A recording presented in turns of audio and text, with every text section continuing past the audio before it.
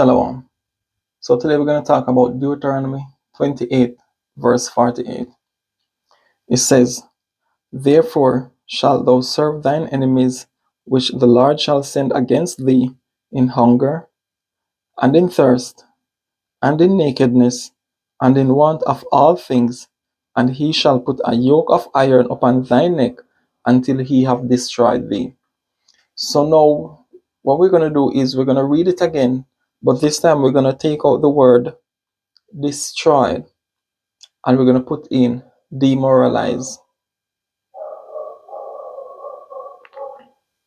Because you see, the thing is, when there's ignorance, you can clear it up with knowledge.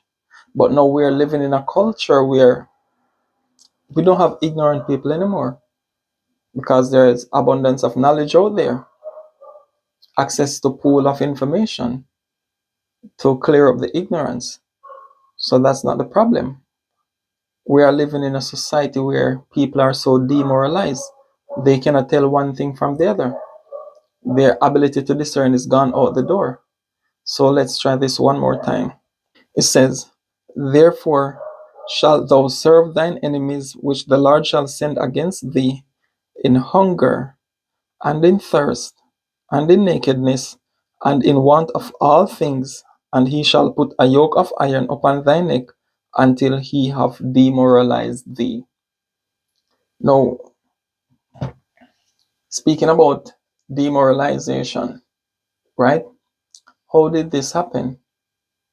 Because we went through slavery. We forgot who we are as a people. We forgot what our culture, our heritage, and everything is. Now they have destroyed us in so many ways that we cannot tell one thing from the other. We don't know what is right and what is wrong. We can hardly form our opinion of our own selves. We have to get another word from somebody else. It's like our prefrontal cortex does not work anymore. It's dysfunctional. They messed with our system. So, like I was saying, with ignorance, you can just look at knowledge and you get rid of the ignorance. Now we're at a stage where it doesn't matter what factual evidence is provided. Guess what? It doesn't do anything for us. We're still not able to discern. We're still not able to analyze. That's how demoralized we are. We don't understand reality anymore. We don't understand what is right and what is wrong anymore. There stood a time where we knew how to resist the devil, because when the devil comes with one thing, we have our scriptures, our values, our principles, our standards, the things that govern us as a people, as a nation, to resist the devil. We saw when the tempter came and face to face with the Messiah. Each time he says this, guess what? He would go back to the moral code and resist the devil. He didn't have to fight with his own opinions. No, we don't have this anymore. We don't have anything as a moral code that we live by. So how can we resist what is given to us? They have conditioned us over a process of time to the point where we cannot tell what is right and what is wrong. We live in a society today where people cannot tell the difference between day and night. But even when you go back to reality, when you go back to God, right? Everything he creates, he divides afterwards. So you have the sea and the land, there's a division. The light and the dark, there's a division. He created men, and there's a division among men. He set one nation apart from the other nations. There's a division. When you understand the nature or the essence of the Most High, there are always two sides. You create good, there's evil. You create hot, there's cold. You create summer, there's winter. This is the essence. And even though we have two things, we still cannot discern. You have people now that goes out there when the sun is going down, is going beyond the western horizon, and you see the moon and the stars coming in, and they're saying that a new day is about to start. They are teaching their children that at that point, a new day is about to start. That should be considered a form of child abuse. You have people, when the clock strikes 12 midnight, 6 hours into the night, some people are thinking that a new day is about to start. So it doesn't matter how much you take them outside and show that there's no sun, there's no warmth, there's no heat, it's just darkness because the light has gone. All that evidence does not mean anything. That's how demoralized we are as a people. That's how conditioned we are. We are so far from reality to the point where we cannot analyze anymore, we cannot discern.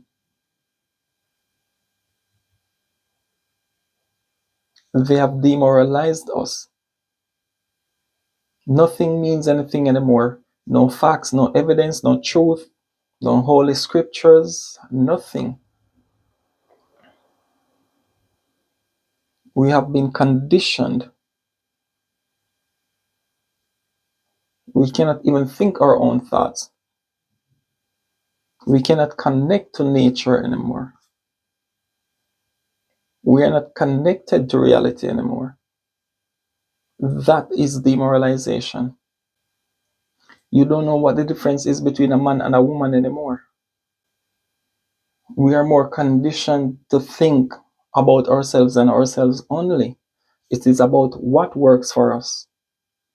So if this sin is convenient for me, guess what? It is accepted.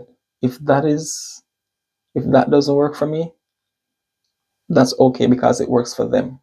As long as it does not bother me over here. When did morality get to that point where it is about what works for me and what doesn't work for me? Or to each his own?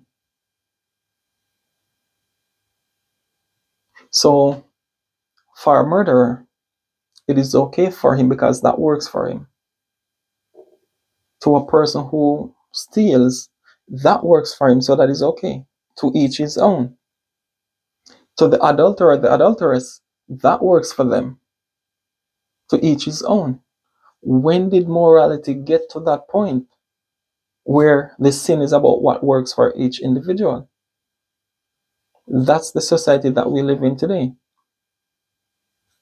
You're not supposed to judge anyone. You're not supposed to judge the behaviors. You're not supposed to judge the immoralities. You're supposed to accept everything. Or what is so wrong if that person sees himself as a woman? Or what is so wrong if that woman sees herself as a man? What is so wrong with that?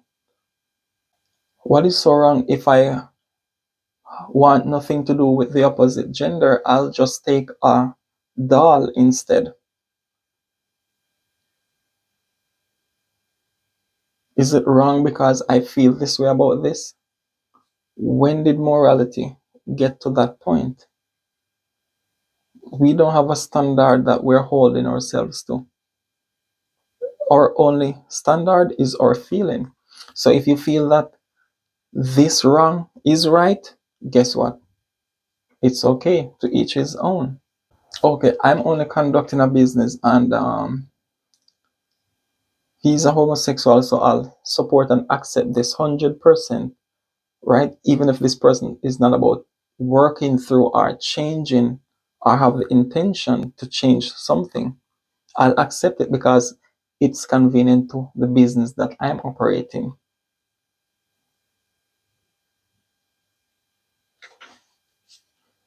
Okay, this person is wearing a tattoo and I'm still gonna get in a relationship with this person even if he or she is not willing to remove them. Okay, so when you get a child together now and the child sees one parent with tattoo, the other without, what are you gonna say? Are you gonna say it's okay or not, or it's wrong but I'm still wearing it even though it's wrong? Where is the morality? Why do we want to take the remembrance off something that is wrong everywhere we go. If we're so against it, why do we not remove the ones we already have? Morality is not about how things feel to us. So if that is gone out the door, guess what?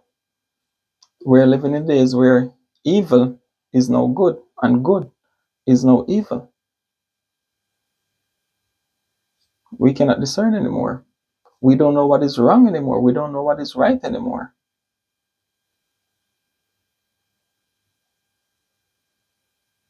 Oh, a marriage is no longer between a union between a man and a woman. A marriage can also be between a man and a man, or a woman and another woman, or a man and a beast.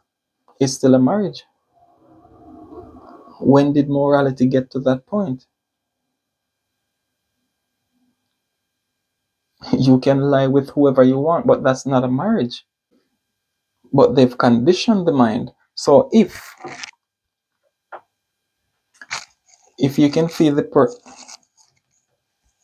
you can feed a person that if you can condition a person's mind to believe that this is a red marker and this is a pink, this is a red, this is a pink, this is a red, this is a pink, and you do that for days, months, years, you know what?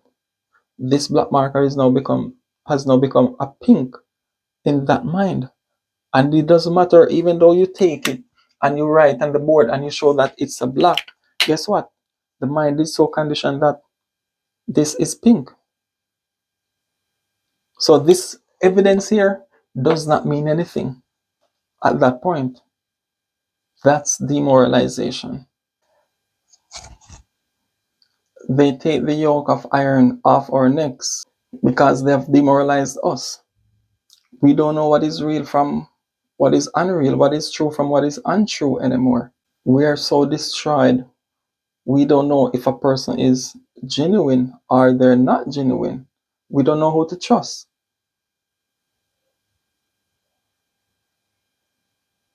Yet we keep repeating the same cycles of mistakes. Keep on putting trust in wrong things, in wrong people, in wrong situations. Because our ability to discern has gone out the door. We have a poor perception of what is real. We are no longer able to see the truth in the evidence that is provided. So even though we have the Bible, we read what it says, guess what? Our perception is so altered to the point where we cannot see the truth in it. Doesn't matter what it says. It doesn't matter if it says his hair is like wool. Wool is a texture. It doesn't matter. It doesn't matter if it says his feet were like burnt brass. It doesn't matter. They fed us over the years from childhood. You look at the books, the magazines, the movies. They didn't teach you that this man is white, but they fed the mind over the years, over and over, through a process of repetition. So every magazine you open, every religious books you open, every TV programs, you see a white man, blue eyes, blonde hair. You are prone to believe what you see.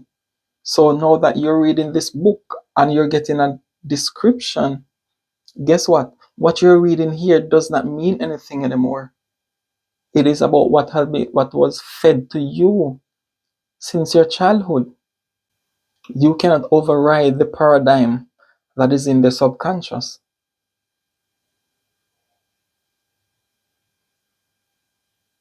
You cannot even form your own conclusion of truth unless it is coming from a certain source. And if it's coming from a source that you don't approve of, guess what? It's no longer truth in your perception. Let's look at the scripture. This is the book of Matthew, chapter 13, and verse 54. It says, "And when he was come into his own country, he taught them in their synagogue, in so much that they were astonished, and said, Whence hath this man this wisdom and these mighty works? So you're hearing this wisdom and you're amazed. Whoa, he's high, he's conscious, he's realistic, he's full of wisdom, understanding, knowledge.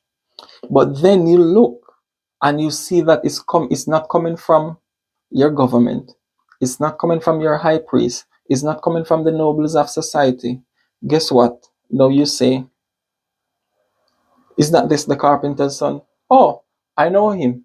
He's a guy from a poor family over there. Oh, let's disregard what he just said. This is where it is now.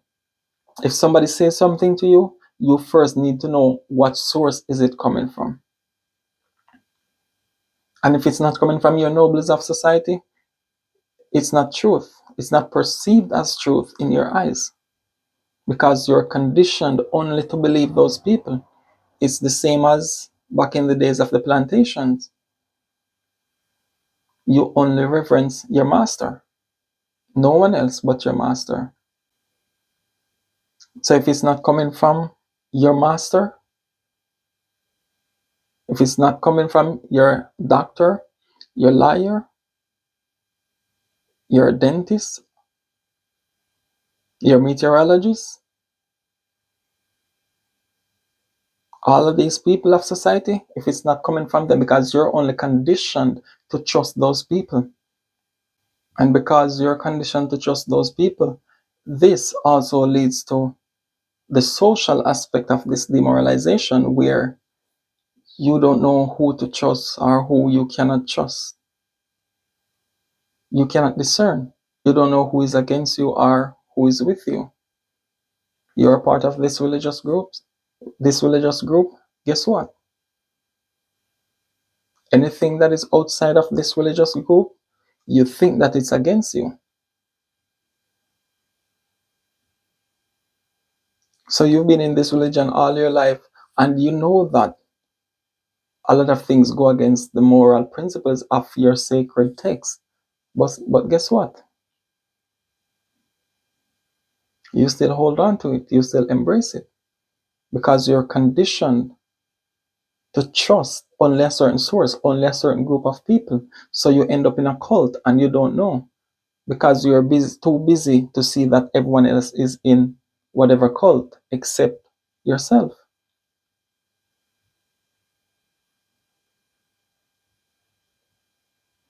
It is a condition.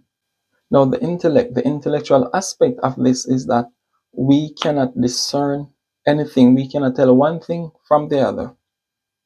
We cannot tell what is true from what is false. We're so far from reality to the point where we can't tell the difference between a man and a woman anymore. How did we get to this point? You have to first hear what society has to say before you can determine that. So this woman might dress like a man, act like a man, behave like a man in every way, talk like a man, date women like a man. But guess what? Still a woman. She still can get pregnant. She still see her cycles. So it takes more than the outward appearance to determine if she is a man or not.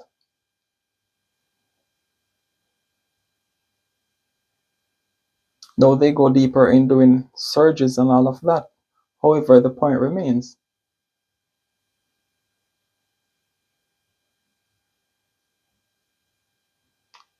So it's the same thing with how they change the perception of time. Let us read this in the book of Daniel, chapter 7, and verse 25. It says, "And he shall speak great words against the Most High, and shall wear out the saints of the Most High, and think to change times and laws, and they shall be given into his hand until a time, and times, and the dividing of time." Now, again, we're going to read it one more time, but this time we're going to take out the word laws and we're going to put in culture so we can have a different outlook. It says, And he shall speak great words against the Most High, and shall wear out the saints of the Most High, and think to change times and cultures. You even see this with the Muslims. If you go back into the 50s, when the Muslims were just coming over this side, guess what? They were fully covered. They took their culture with them. They brought their culture with them. But after living in this part, this society, guess what? You see, their dressing slowly starts changing. Now they might still wear the head covering, but it's just a jacket and a pants. Where before they would not be wearing that. They would be wearing long covering, keep the bodies covered.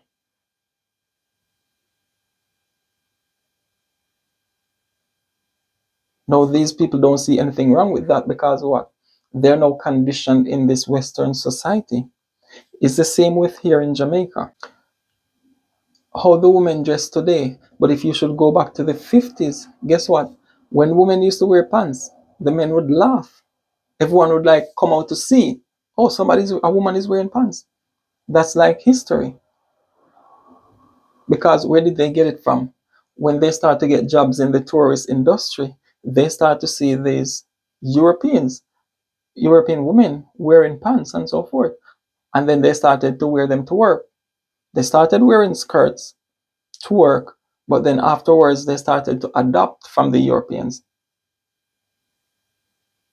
It was not a common thing in the 50s, 60s coming up. We are so demoralized we cannot tell the difference anymore. No, it's about how we look, how these women look in their pants, their figure, how provocative they can be. So a few decades ago, it was a form of embarrassment. It was a form of shame. It was a form of humiliation. They would make a laughter out of it. And no, they don't see that anymore. It's the same. It's the same with men. Back in the days, you had the white men, the European men, wearing long pants, and then you had the slaves. They'd wear the 3/4, the short pants, right? The shorts. That would be sending a clear message that hey, you're not the man. You're not the man. You're not wearing the pants. Today, if you look in our society, these men will wear some short shorts out there on the street as a fashion. It's trending. But then it would be a shame. You feel like a boy. I know they're embracing it. It's the same thing where with dancehall is today. You'll hear a lot of these people saying it is our culture. The dancehall that was our culture is not the dancehall that you know today. The way people behave in dancehall today is not our culture that the elders knew.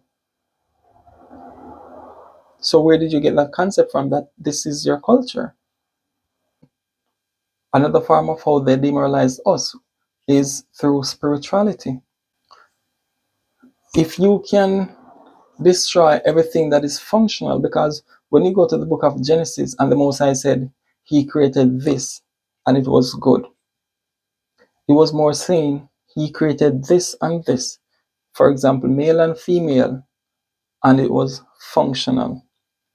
So between male and female, you can establish something called marriage, and it was functional.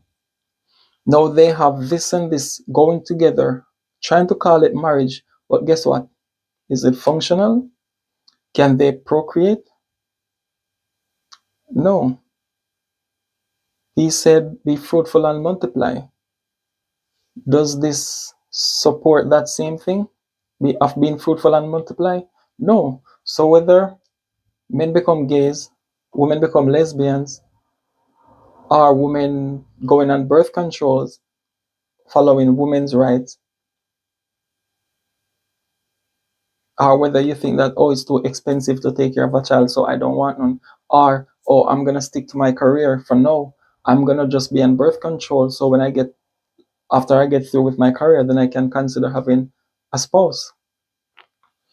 You are all supporting the agenda of the beast. It doesn't matter what the theory, what the story you are, what the belief you want to have around that experience, the experience is the same. If you remove your stories, the experience is still the same. No procreation. No more be fruitful and multiply. So these people, they keep feeding something that is dysfunctional. They keep nourishing and nurturing something that's dysfunctional. So they're doing what? Kill all hopes. They take away, they strip you from even your hope in God.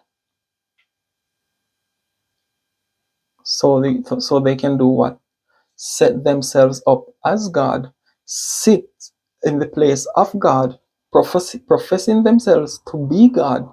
So your only hope is to look to them.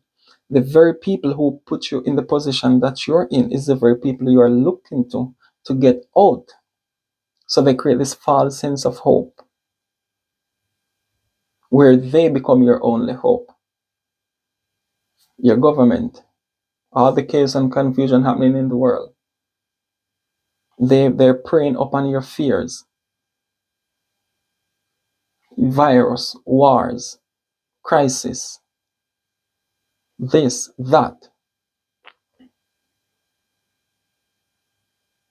keep you in fear. And through your fear, you keep going back to them. It's just like being in a relationship where the person is abusing you emotionally, physically, mentally, spiritually, every way you think of. But at the same time, the person is feeding you that you won't make it out there without me. You won't survive on your own without me. So you keep going to this person over and over, not because you want to, but because the fear keeps you going to that same person. Now it's the same with our government system, with our spiritual institutions, with our medical facilities. They're giving you the poison, they sell the drugs, you keep going back over and over. You're stuck in a paradigm. When are we going to break this? The same people who destroyed and separated our families, take away our sons, take away our daughters, it's the same people doing what? Telling us how to manage our families. What families? The same one they destroyed, the same one they separated, the same one they set up policies to kick out the fathers out the home. Now, after you kick out these men out the home, you think that you're all safe because you're under the illusion of their protection. So now all types of things happening to you because you're not protected as you think the state will protect you. You don't have a man in your home, these things are happening to you. Now guess what happened? They have these groups organized for you guys. So if you feel like you're a victim of whatever it is, molestation, rape, whatever, guess what? Come join us. But you know what's funny about that? Because a lot of those women that you'll see in those groups, guess what? They have a family. They're married. You don't have a family. You're not married. You don't have a man to protect you. So guess what? Now the only protection you know is these groups.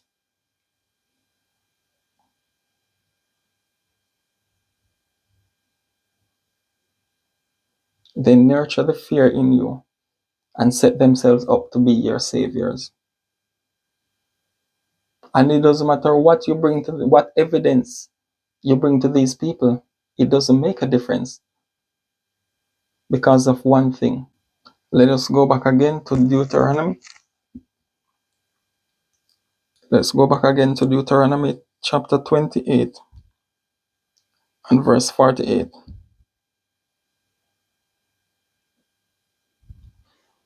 It says, therefore shalt thou serve thine enemies, keyword enemies.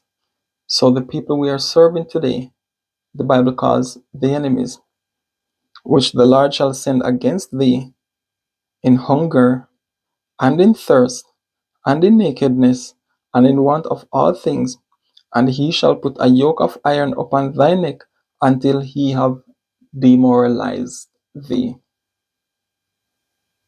So this was the only reason why the yokes of iron came off our necks, because we are demoralized.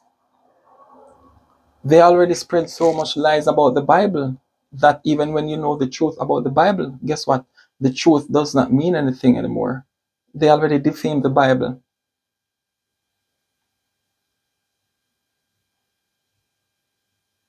They already spread their propagandas about the Bible.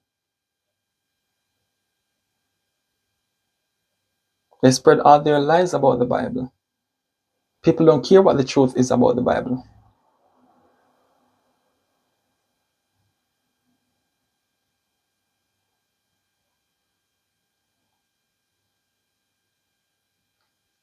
Now, this curse is going to go on for generations if we don't put a stop into it. So, how are we going to put a stop in?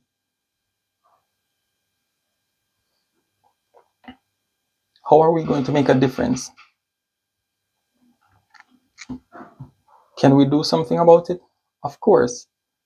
It's just going to take more time, more dedication. It's going to be harder now, because if we had started earlier, then we would have already weakened the system. But we took so long, it gets stronger and stronger. So what we have to do is we have to connect ourselves to reality. We have to connect ourselves to God. We have to connect ourselves to nature.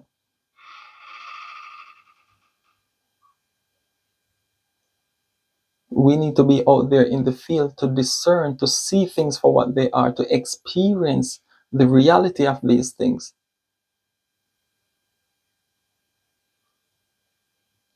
We have to get grounded, connected. We need to connect ourselves back to the elements. Take some time away, take some mental break from all these technological stuff, all these theoretical stuff. Get practical with life.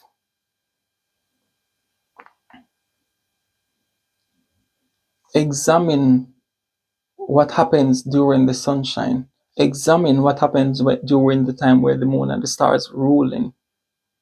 Examine the changes. Examine how it alternates with your body, with the plants, agriculture. Tap into nature again, tap into reality. Allow our beliefs to fall away and just go by the reality or the nature of the things that we're experiencing.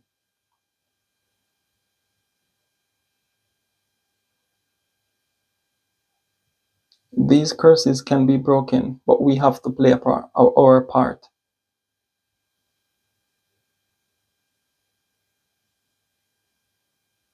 They have demoralized us. Let us now remoralize ourselves. Let us hold something that is higher than us, than what we think and feel, than what we believe is wrong or right. Let us hold something higher and connect back to that source. Connect back to those values, those principles, those moral standards. Together we can break the curse. Shalom.